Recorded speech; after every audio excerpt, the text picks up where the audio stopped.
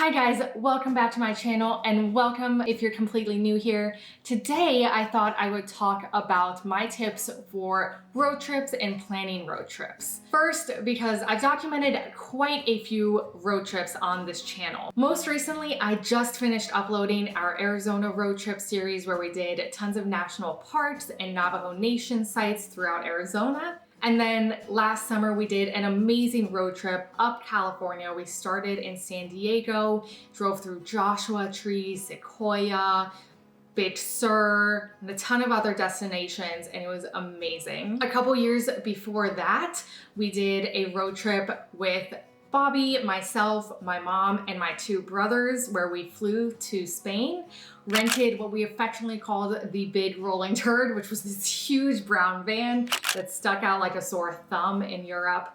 And we drove all throughout the Andalusian region of Spain and also hit up Gibraltar and Portugal, which was just an amazing trip. And even before that, my mom and my best friend and I did a road trip from Germany down through Italy, through Croatia, back up through Slovenia, and then back to Germany. And those are just the ones I've documented on my channel. I've done tons of other long road trips. So I have a ton of lessons learned and tips for you guys, and you guys seem to be enjoying these tips videos. So let me know in the comments if you want me to keep them coming, and let me know what kinds of tips you would want to hear about. Okay, so now that I've kind of proven that I know what I'm talking about when it comes to road trips, I'm going to jump into my tips for you guys. Let me start by talking about your choice of car. I'm usually flying to a destination and doing a road trip from there. In order to make the most of my flight, I suggest really knocking out a lot of the sites to see when you've already flown to a place like Spain or Arizona or California. Since that is my scenario, I'm usually doing it in a rental car. I know when you're traveling on a budget, it's super tempting to just go with the basic car, the cheapest car that you can get. But I do recommend just splurging a little bit because you're gonna be spending a lot of time in that car. In Arizona, for example, they said that I could upgrade our car for just $150 from a compact to a compact SUV. So we decided to go for that because not only the extra space, but also you really need to take your destinations into account and think about if you're going to be doing any off-roading, because compact cars that are really low to the ground are not good in those scenarios. So if you're not sure what type of roads you're going to be driving, a little bit tougher of a car is definitely a good choice, and it's going to be worth it. And if you're not renting a car, but you are doing a road trip from your home and using your own car, definitely get some regular maintenance done, at the very least an oil change, because you do not want to break down on the highway or even worse in the middle of nowhere. The very last thing you want to do on a road trip is cheapen out on the car. My next tip is to plan on going slower than you think you will. When you're planning out what days you'll drive where and how long it's going to take to do those drives, make sure to give yourself a bit of leeway for stops for snacks, or maybe if you learn about a new site that happens to be on that way that you want to take a quick detour to. When I'm planning my travels, road trips or not, I'm a big believer in scheduling the big things, scheduling the must-dos, but then leaving tons of time for spontaneity. So just make sure you're giving yourself that leeway for spontaneity, because that's one of the best things about traveling. My general rule of thumb when I'm planning my road trips and mapping it out is to keep my longest drive, my longest stretch of driving between destinations at 5 hours or less. And honestly, 5 hours is a bit on the high end, but that's my general rule of thumb. And make sure that I'm always pretty comfortable with the length of driving I need to do, even if I am a bit worn out that day. Depending on how much you like or hate long drives, you might even want to shorten that a bit more. Along the line of planning to go slower than you think you will, because there might be extra detours you'll want to take that you don't know about until you're there, my next tip is to talk to the locals while you're on your trip, because they'll know hidden gems and other sites that may not have been on your radar when you're planning, but that you can easily add into your drive as a little detour. This happened to us in Arizona when our waiter at a restaurant was like, oh my gosh, you have to visit Gooseneck State Park in Utah, we were like right on the border of Utah, and all we had to do was slightly change our route the next day in order to visit that park, and it was really cool. It's one of the best examples of river meandering in the world, I think. So that was definitely really cool to be able to see that and just easily add it on because we, again, had that flexibility in our schedule. I personally like to plan my lodging in advance, or at least for the more competitive, I guess, destinations, like more highly visited destinations. I like to know that I have a place to stay there, obviously.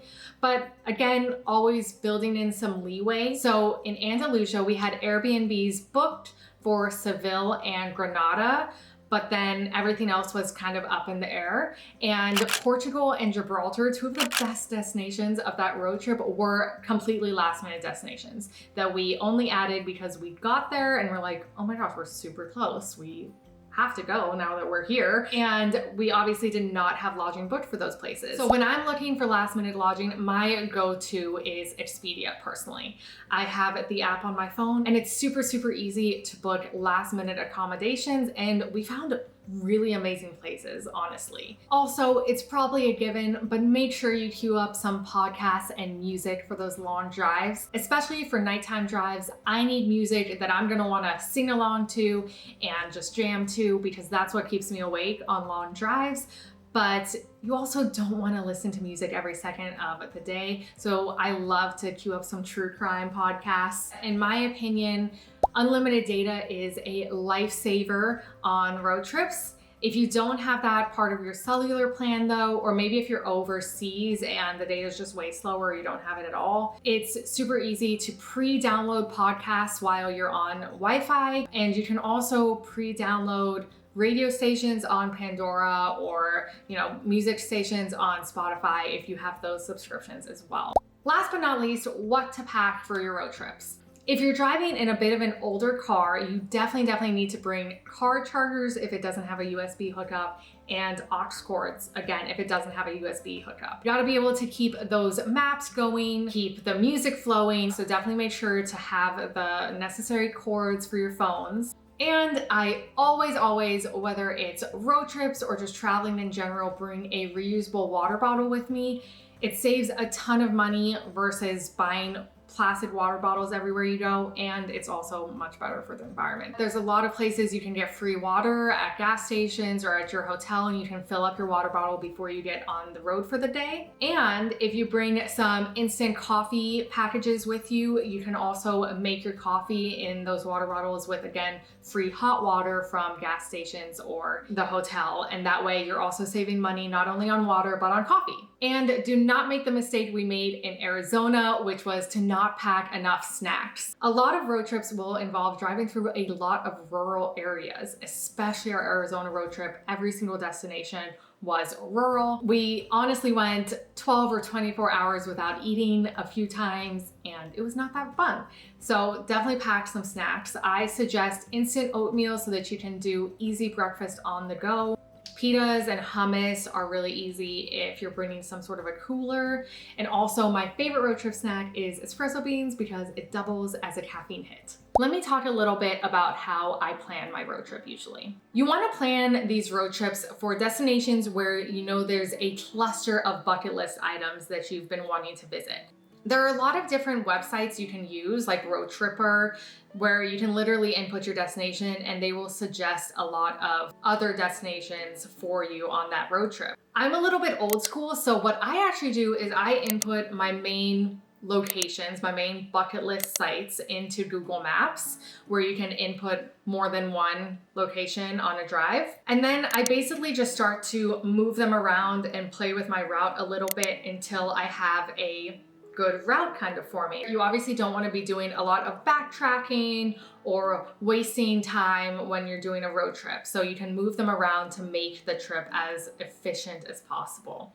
And then once you have a rough outline of your route, you can start to add some additional destinations based on where you're already driving, where it would just be stupid not to add something because it's right there and you're driving past it anyways. And then once I've got my destinations in mind, I start to do some more additional research on them. There's honestly no real secret to how I research my destinations. I just start with a few simple Google searches: what to see in insert destination here, or how long do I need to spend in insert destination here. Like I mentioned, I'm usually flying to these destinations, which means I need to have an incoming and outgoing flight. So I have to be a little more precise with how long I think the road trip is going to take, which means I need to know how long I'm going to spend at each destination. And when I'm doing these searches, usually the answers will be like, oh, you just need a day there, or you need 3 days there, you know, whatever it is. I try to lean towards the longer end of that spectrum so that I'm not rushing myself. Once I've mapped out my preliminary route on Google Maps, I will start a Google Doc, and that's where I will just start to pull all of this different information together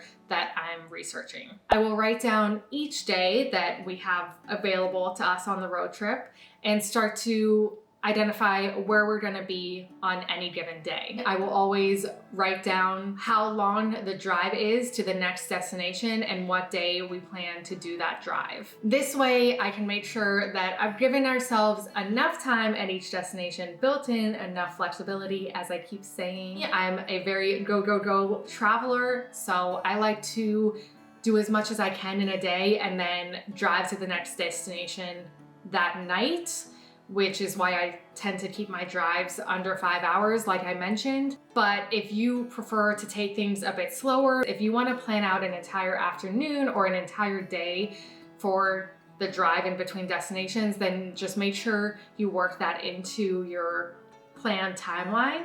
I'll keep track of any information at all that I need for the road trip: lodging confirmation numbers, rental car confirmation numbers, amount paid, whatever it is. I'll put it all on this Google Doc because I keep this app on my phone, and then if I ever need to reference back to it while I'm in the middle of the road trip, it's just super easily accessible from my phone. So that's another tip for you guys, to keep track of it all on a Google Doc or wherever you want to centralize the information, so that you don't have to constantly search for the confirmation number in your email, figure out what hotel you're staying at that night. It's just all on one document, and you know the loose itinerary for any day. That is all the tips I have for you today. But remember, if you want more tips on specific aspects of travel or whatever it is, make sure to comment that down below so I can make more tips videos for you guys. Thank you so much for watching. Give it a thumbs up and subscribe if you liked it, and I will see you guys in the next video. Bye.